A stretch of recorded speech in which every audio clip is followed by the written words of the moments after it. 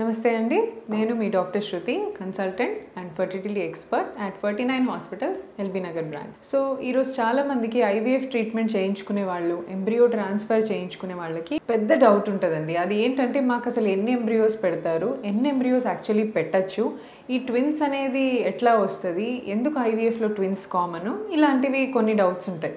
So first thing ఏంటంటే అండి, అసలు ఎంబ్రియో అనేది బయట నుంచి పెడితే మన బాడీలో యూట్రస్ రిజెక్ట్ చేస్తుందా, లేదా ఇది ఆర్టిఫిషియల్గా తయారు చేసిన బేబీయా అని కూడా కొంతమంది అనుకుంటుంటారనమాట. సో ఐవీఎఫ్లో మనం ఏం చేస్తామంటే, న్యాచురల్గా బాడీలో మీ అండము అండ్ స్పర్మ్ రెండు కలిపి ఒక బేబీ తయారవుతుంది. సో ఈ తయారైన baby గర్భసంచిలోనే అతుక్కుంటుంది.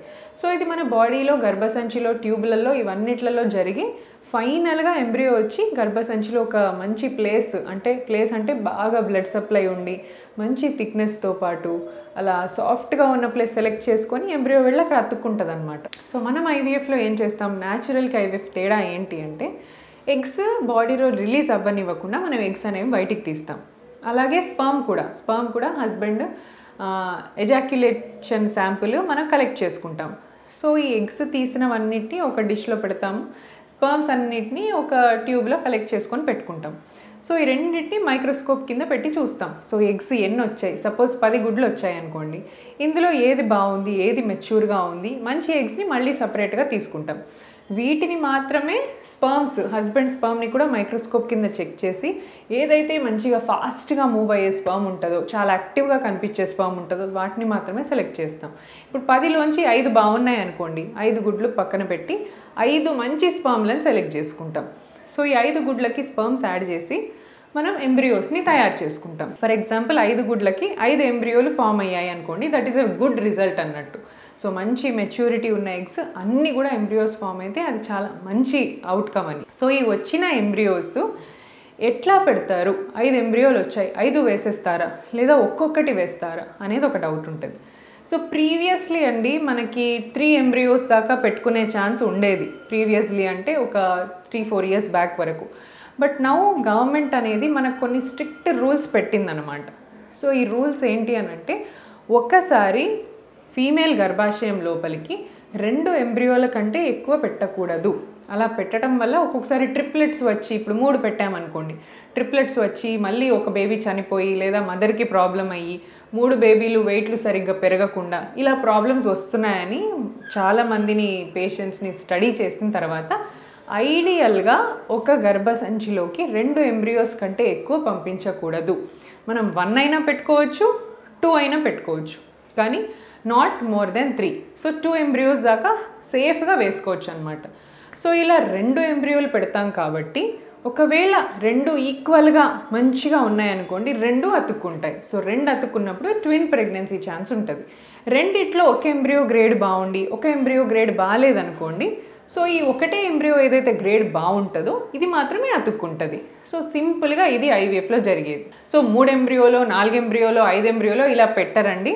There is a strict guideline for it. We can only put until 2 embryos వరకే మనం పెట్టుకోగలుగుతాం. సో ఫస్ట్ డౌట్ ఇది క్లియర్. ఇంకొకటి, ఆర్టిఫిషియల్గా ఏమైనా చేసామా?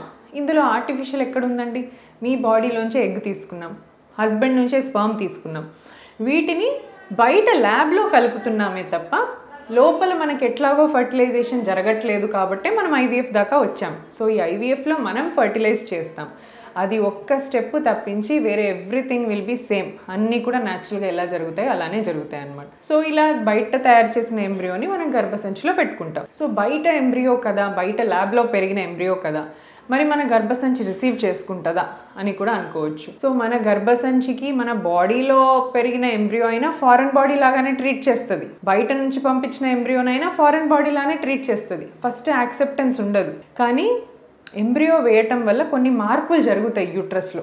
సో ఆ రిజెక్షన్ నుంచి యాక్సెప్టెన్స్ వరకు జీన్స్ మారుతాయి అన్నమాట. సో మారటం వల్ల కొన్ని మాలిక్యూల్స్ పెరిగి కొన్ని కెమికల్స్ రిలీజ్ అయ్యి ఆ ఎంబ్రియోని యాక్సెప్ట్ చేసే విధానంగా గర్భసంచి తయారవుతుంది. సో ఫస్ట్ టైం ఎంబ్రియో గర్భసంచికి ఫారెన్ బాడీ లానే, ఏదో బయట నుంచి వచ్చిన దానిలాగానే ట్రీట్ చేస్తుంది. మనం ఇచ్చే మందులకి, తర్వాత న్యాచురల్గా ఎంబ్రియో వల్ల ఎండోమెట్రియంలో వల్ల రిలీజ్ అయ్యే కొన్ని కెమికల్స్ వల్ల అది యాక్సెప్ట్ చేసుకుంటుంది అనమాట. సో ఇది ఐవీఎఫ్ బేబీ, న్యాచురల్ బేబీకి డిఫరెన్స్ ఏమీ ఉండదు. అతుక్కోవటము, రిసీవింగ్ కెపాసిటీ అన్నీ కూడా సేమే ఉంటాయండి. సో ఇదొకటి. ఇంకొక కామన్ డౌట్ ఏంటంటే ట్విన్స్ ఎందుకు అని అడుగుతారు. ఇప్పుడు మనం 2 పెడతాం కాబట్టి అట్ ఏ టైం ట్విన్స్ అయ్యే అవకాశం ఉండొచ్చు. బట్ పెట్టిన అందరికీ 2 ఎంబ్రియోస్ పెట్టిన అందరికీ ట్విన్స్ కావండి.